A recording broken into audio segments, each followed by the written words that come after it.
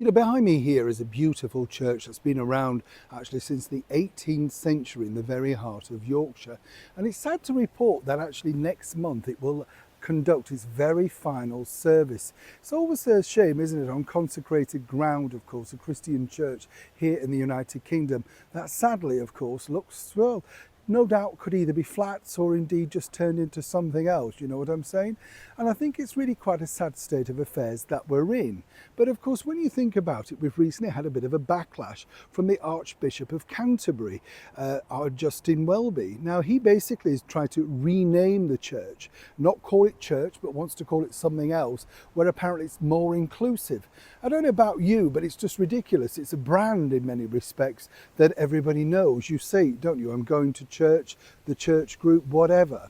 And of course, he's been very controversial given the fact that he wants to give away millions of pounds for repatriations and all sorts of things that a lot of good people have donated a lot to that particular individual, faith, as do many other faiths up and down and around the world. But it's this particular story which is garnering a lot of interest over here because, as you know, a couple of months back now, His Royal Highness Prince William, the Prince of Wales, basically let it out that he wasn't too much of a churchgoer.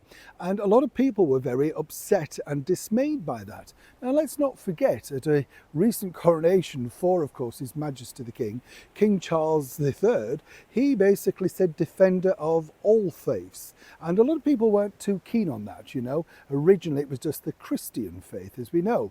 And our late and wonderful monarch, Queen Elizabeth II, was an avid churchgoer, very much believing in her faith and found great solace and kindness from it.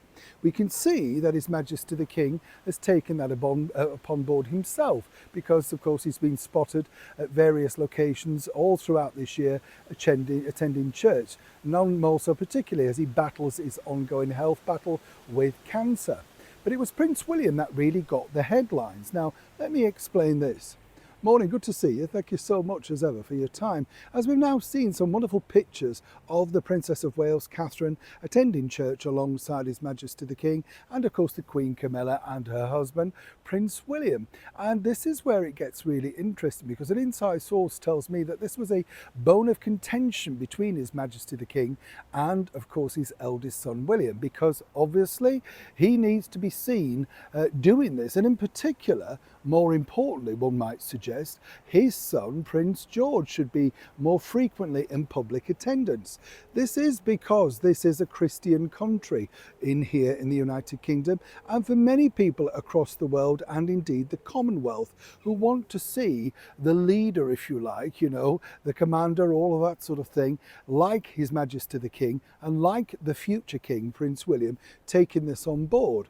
Now, like a lot of younger people, you know, church falls off for some inexplicable reason, and then of course you re-find it.